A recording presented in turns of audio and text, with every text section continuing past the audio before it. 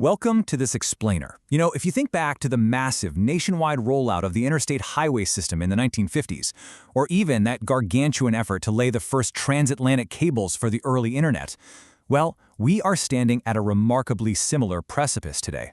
We're going to unpack the looming infrastructural crisis of electric vehicles and the breakthrough technology designed to solve it.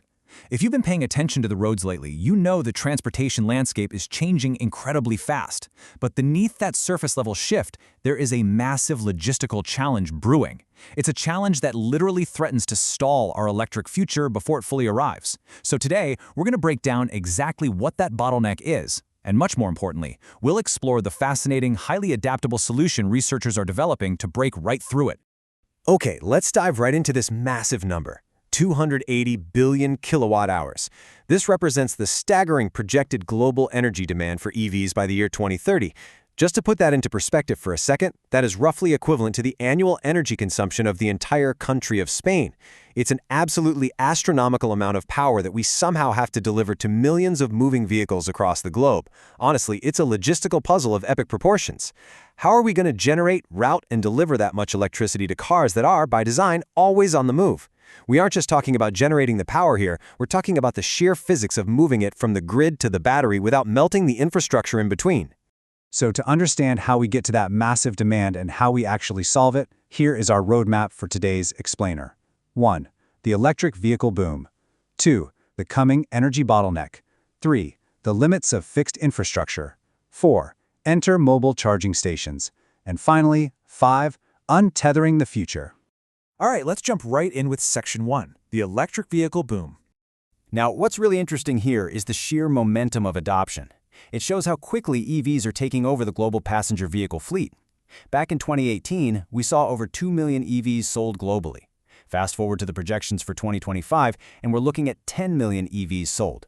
But the real kicker? That's 2040. By then, it's expected that 57% of all passenger vehicle sales and over 30% of the entire global passenger vehicle fleet will be electric. We aren't just talking about a trendy consumer choice anymore. This is a total paradigm shift. Global mandates are actively pushing combustion engines out, and legacy automakers are completely overhauling century-old production lines just to meet this reality. The shift is locked in, and it's happening fast. But with this incredible growth comes an unseen crisis, which brings us to Section 2. The coming energy bottleneck. This brilliantly illustrates the core problem. We are literally looking at a 14-fold increase in energy demand in just a single decade. In 2020, global EV energy demand sat at around 20 billion kilowatt hours. By 2030, just 10 years later, that number rockets up to 280 billion. Now, to understand why this is a crisis, we have to look at how our power grids were historically designed. They were built for predictable, static loads, right? Homes, factories, office buildings. They were absolutely not designed for massive, unpredictable power draws moving at 70 miles per hour down a highway. Imagine trying to upgrade your home's electrical panel to handle 14 times its normal capacity. Now imagine trying to do that for the entire planet's highway system. The demand curve isn't just steep, it is practically vertical. And as seen in institutional reports like the 2026 EU Port Strategy, planning for this scale of infrastructure is a massive, incredibly complex undertaking. Governments and global institutions are drawing up these incredibly dense, highly technical strategies just to figure out where to run the cables. But building massive charging hubs and routing heavy-duty grid connections, that takes years of planning, permitting, and construction. In fact, just securing permits and upgrading high-voltage lines to commercial hubs can easily take 5 to 10 years. And that's assuming you can even get the materials. We're currently facing massive global transformer shortages and strict high-voltage cabling restrictions. So the hard data shows us a very sobering reality. The cars are arriving way faster than the concrete can be poured. Which brings us exactly to the crucial point of Section 3, the limits of fixed infrastructure. The literature is super clear on this. The driving range limit is the primary factor restricting EV penetration globally. We've all heard the term range anxiety, but let's put it into a real-world scenario. Imagine you're driving a rental EV on a busy holiday weekend. You're out in a rural area, staring at the battery percentage dropping mile by mile, knowing the only fast charger is 40 miles away. And worse, when you finally get there, there's a queue of 5 cars waiting, and each one takes 30 minutes to charge. That exact scenario is what threatens to stall the entire EV market. Because if people don't feel confident that they can reliably charge their car wherever they go, they simply won't buy one. We're fundamentally asking drivers to adapt their dynamic, unpredictable lives to our very static grid. Let's break down why our current solutions are, well, kind of flawed. Every traditional and experimental solution has a major drawback when it comes to rapid scaling. Fixed stations, incredibly difficult to scale quickly enough to meet that 2030 demand, mostly due to those grid constraints and transformer shortages we just talked about. Battery swapping? Sounds amazing in theory, but it remains a pretty immature technology plagued by the sheer difficulty of standardization.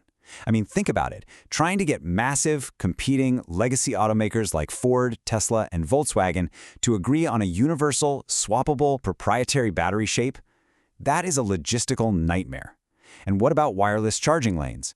While they feel incredibly futuristic, they require completely tearing up existing, active roads, leading to absolutely massive construction costs and crazy traffic disruptions. We desperately need a missing puzzle piece. And that brings us to the breakthrough of our explainer. Section 4. Enter mobile charging stations. By untethering the charge from strict locations, mobile charging stations, or MCS, effectively neutralize range anxiety. Look at the strict definition from recent literature.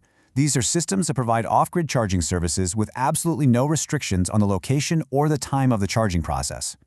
You can basically think of an MCS as a massive industrial-scale power bank on wheels. Instead of forcing the car to detour and hunt for a specialized charger, the charger can effectively come to the car.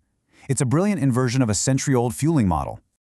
These key features represent the highly flexible solution we need to compensate for the shortcomings of fixed grids. First, they accelerate EV market penetration by instantly providing infrastructure exactly where it's lacking. Second, they eliminate location restrictions. Third, they remove time-of-day limitations, which is absolutely crucial for balancing the load when the main grid is stressed. Imagine a fleet of these mobile stations resting and drawing cheap surplus power during the dead of night. Then, by morning rush hour, they're dynamically deployed to busy office parks or public lots that have zero permanent charging infrastructure. They essentially act as a massive buffer, providing on-demand energy precisely when and where the local grid is stressed out the most. Integrating these mobile stations into our broader grid gives us a totally realistic pathway out of the bottleneck. And this isn't just theory, by the way. Data scientists and urban planners are actively modeling how fleets of mobile charging stations can be optimally routed and deployed to support the fixed grid. Through advanced data frameworks, algorithms can analyze real-time traffic patterns, weather, and historical data to predict exactly where EVs will run out of charge. It literally turns infrastructure into a logistical ballet. Trucks are deployed as dynamic nodes, filling in the gaps where permanent infrastructure is either way too expensive or too slow to build. It's just a beautifully elegant, data-driven solution that bridges the gap between academic research and highly functional real-world tech. So, what does this all mean for you and your daily commute? Let's look at Section 5, Untethering the Future. What this really means is a fundamental shift in how we view vehicle power altogether. When we compare the old way to the new way, it's clear we're moving away from the era of pouring millions of dollars into concrete monoliths and high-tension wires, and we're entering the era of the dynamic fleet. The traditional grid is rigid. It demands massive, costly construction and keeps us tethered to highly specific, immobile geographic points. But the fleet model of mobile stations is completely adaptable. It's on demand, it operates off-grid, essentially turning energy delivery into a dynamic service rather than a static destination. And for sure, this flexibility brings massive cost savings for municipalities and unparalleled convenience for the driver. As the EV revolution accelerates toward that staggering 280 billion kilowatt-hour mark, it leaves us with one fascinating final thought to consider for our own driving futures. For a century, our daily lives, our road trips, and our cities have completely revolved around the act of driving to the power source. But as we rethink infrastructure from the ground up, we have to ask, will your next car need to hunt for a station, or will the power simply come to you?